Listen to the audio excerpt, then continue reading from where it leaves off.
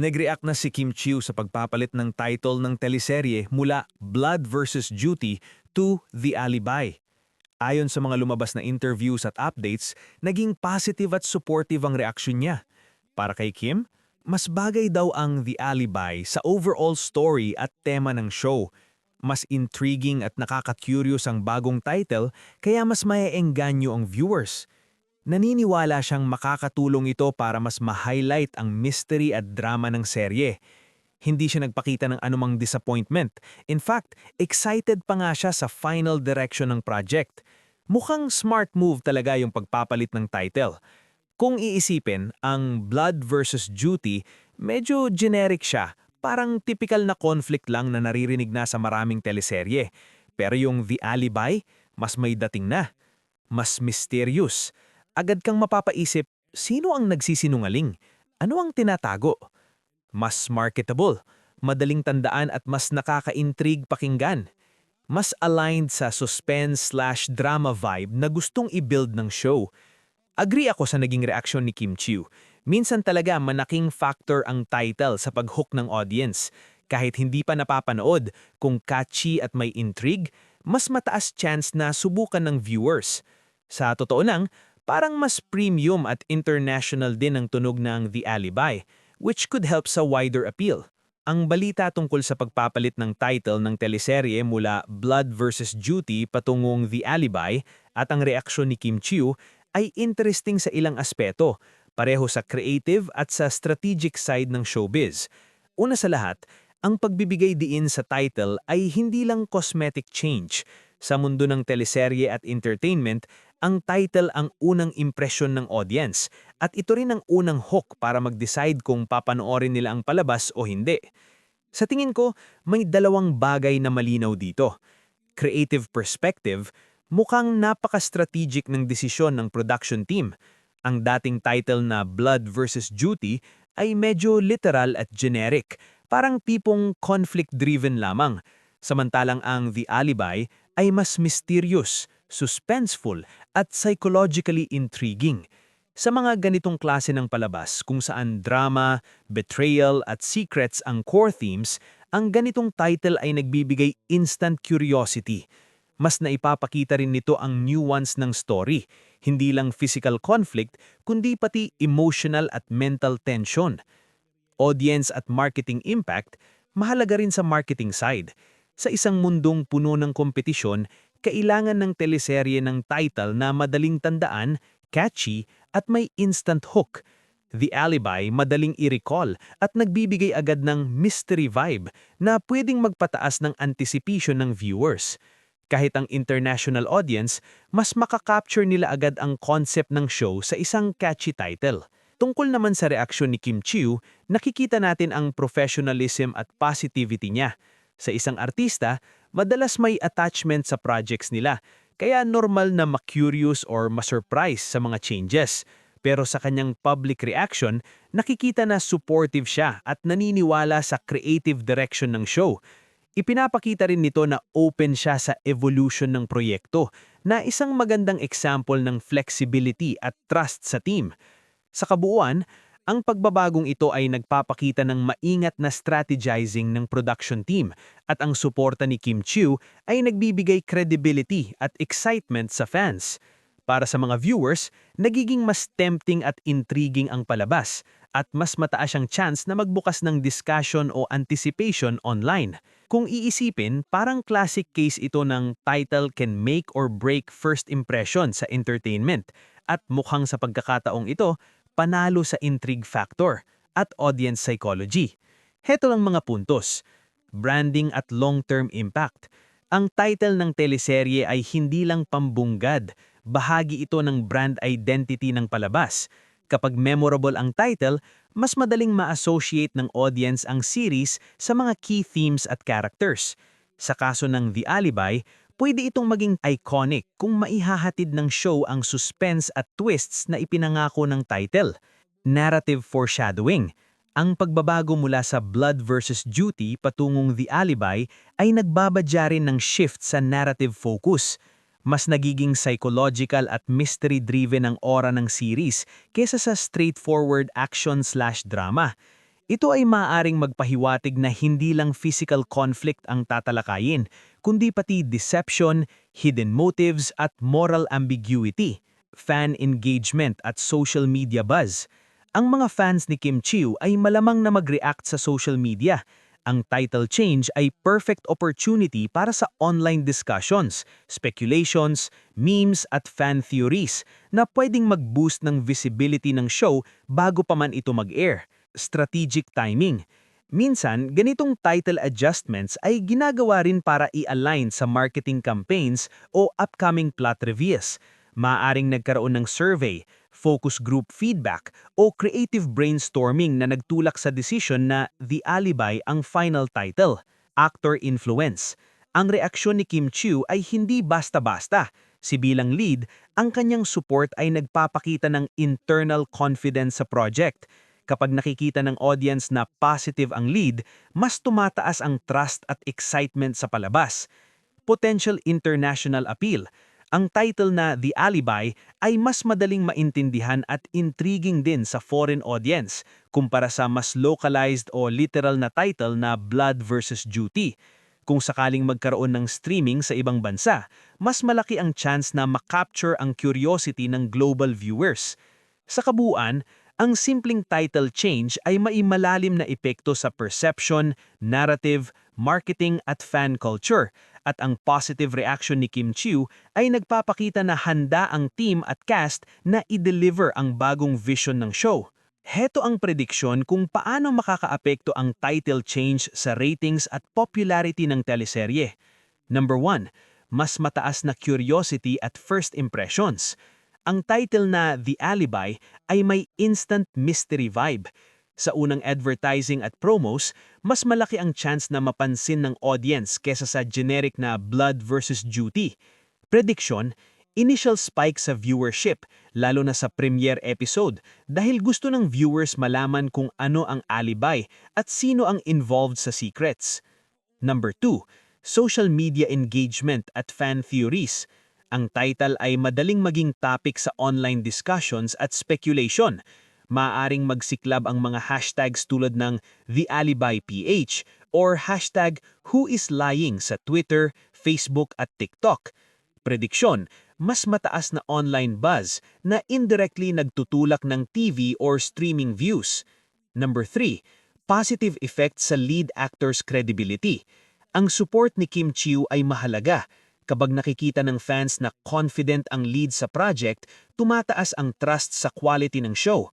Prediksyon, mas loyal na fan base na pwede ring mag-rewatch at mag-recommend sa iba. Number 4, potential for awards and critical attention.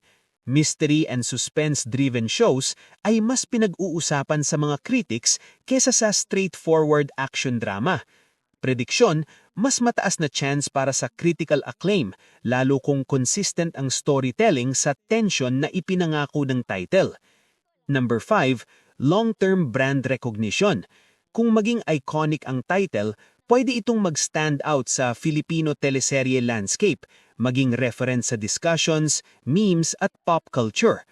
Prediksyon, mas matagal ang shelf life ng show sa public memory kahit matapos na ang airing. Warning, maaring magkaroon ng mga challenges. Kung hindi tugma ang story at pacing sa expectation na dala ng title, pwede ring ma-disappoint ang audience.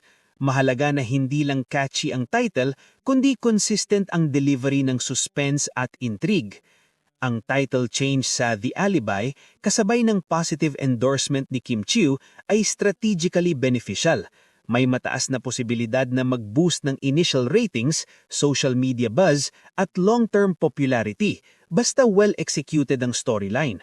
Ayan. So, syempre, umabot sa radar ni Kimi mga kachika yung ginawa nga ng ABS-CBN. So, here you go. Basahin natin. So, here we are. Ay, hindi. Ito sabi niya. Hola, I've been reading your comments here on X about the time slot and I just want to assure you all, no need to worry. From the beginning, we already knew that the Alibi would be on the third slot. Third slot. There were just some unforeseen circumstances where another show wasn't quite ready yet. Since the Alibi has already been completed and has been streaming on Prime since last year, we're simply filling in the slot for a little while. Okay, so here we are. Everything is going according to plan and everything is under control. Thank you for your love, patient, non-stop support. Love you all. 8:45. Here we go. Okay. Okay. Sabihin na natin, Kim Chiu has taken this announcement, kumbaga, a bit, paano ba yung term na yun? Kumbaga, at ease. Okay? Kimi has taken this announcement at ease. Okay? Pero mga kachika, for me, syempre hindi naman kilala natin si Kimi, hindi naman yan magsasalita or hindi naman yan mag-share talaga nung meron ding konting disappointment yan. Tingnan mo ha, galing mismo kay Kimi. Okay? Uy, naku Diyos ko po, thank you Madam Arlene. Naku Diyos ko, matayin ako sa'yo Madam Arlene. Thank you. Ayan, pangkapi na naman tayo niyan. Thank you ha.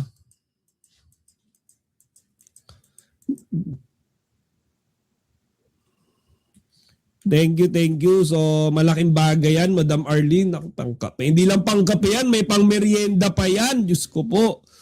Ayan, thank you, Madam Arlene Kisekamantike. Ayan. So, ayun. Thank you po. Thank you. Ayan. Shoutouts kay Madam Arlene Kamantike and to her family. Thank you sa pangkape at pang merienda. Ayan. So, ayan. Tuloy na natin yung topic ayun discuss ko. So, ayan mga kaibigan. No? So, from Kimi herself, sabi niya, from the beginning, talaga daw third slot sila. 'Di ba? So, third slot. Ngayon, ang nangyari, parang tinaasa sila mga kachike. 'Di ba? Parang sinabihan sila na sige, third slot kayo. Tapos biglang i-announce out of nowhere, first kayo sa time slot. Kasi mga kachika, hindi nagtutugma yung reaksyon ni Kimi dito. Ang sabi ni Kimi dito, everything is going according to plan. According to plan, sabi niya, di ba? Ngayon, kung ini-expect niya na to, na mangyayari, bakit siya umiyak mga kachika nung sila yung pumalit sa Batang Quiapo? Diba? Sabi niya rito, from the beginning daw, talagang sila yung third slot. Ini-expect na nila na hindi sila mag-first sa time slot. Ang tanong ko mga kachika, bakit siya umiyak? Bakit no in-interview siya ni MJ Felipe, gano'n na lang yung reaction niya na para siyang merong achievement na sobrang laki. Ngayon, nung sinabi yun ni Kimi, doon ako parang tawag dito, doon ako nagulat. Okay? So, ayan. Kachika, ayan nyo na po, wag ng nega po dahil ang maapektuhan sila Kim at tingin nila sa file ng iba malalaki ang ulo at puro reklamo na lang. Magbubunyi na naman. Actually, Madam Lamborg, yan, 997. Yung sinishare ko lang naman dito is more on dun sa side ni Kimi tsaka ni Paolo. Kasi, to be honest, kahit naman gawin pa nilang 8:45 yan or kahit past 9 pa yan, okay lang yan eh. 'Di ba? Ang akin lang, kung from the first pa lang is plano pa na nilang palit-palitan yan, sana hindi na nila pinaasa. Sana hindi, alam niyo yung feeling mga kachika na ikaw magmamahal ka. Example, kayo. 'Di ba? Love niyo ako. Tapos ako, kahit nasa isip ko naman nasa isip ko, iiwan ko rin naman kayo lahat. Iiwan ko rin kayo, pero sasabihin ko muna sa inyo, for the meantime, for 2 weeks, okay, na love ko kayo. After 2 weeks, sabihin ko hindi ko na kayo love. Paasahin ko kayo, di kayo naman, love na love kami ni Chika Patrol. After 2 weeks, boom, ayoko na. Di ba? Pwede ko naman sabihin na sana, Chika Patrol, from the first pa lang, sinabi mo na hindi mo kami love para hindi na kami umasa ng 2 weeks. Ganun lang naman yung reaction ko doon. Kasi, hindi siya ethical. 'Di ba? Sabi pa nga nung isang nabasa ko is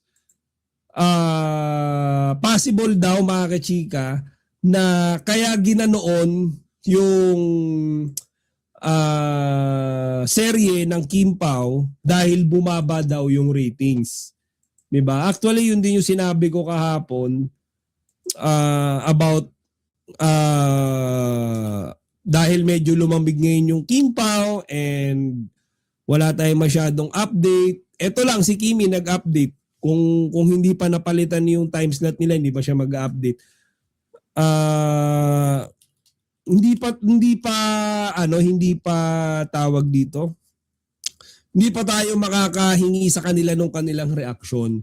So, ayun lang naman yung point ko diyan. Okay, again, I have no issues kahit 8 o'clock pa, 8:45 or what. Pero kasi nakita ko mga kachika yung reaction ni Kimi nung na-overwhelm siya sa happiness, tears of joy. 'Di ba? Nung in-interview siya ni MJ Felipe, tapos sinabi niya yung The Alibay nga daw, first sa time slot. 'Di ba? Tingnan niyo Okay, tingnan nyo guys. Oy, hindi, lang. Sabi ni Kimi dun sa tweet niya, is expected na raw. Expected na daw nila na hindi sila yung nandoon sa first time slot. Ibig sabihin, yung pagkakapaliwanag sa kanila dito is biglaan din. Di ba? Yung reaction dito ni Kimi, tears of joy, kung baga mga kachika, merong konting paasa na nangyari, pinatikim, then binawi. Yun lang naman yung opinion ko. Ako, I would say, Kim, this is good karma happening. Hindi ko alam, sa audience. Good karma, ginanon, binola-bola. Si Kimi naman parang sobrang excited. I'm not sure. Well, okay. Pero hindi ko alam. Sadyang nagpapadala lang ako ngayon sa unos ng hangin. Di ba? I think,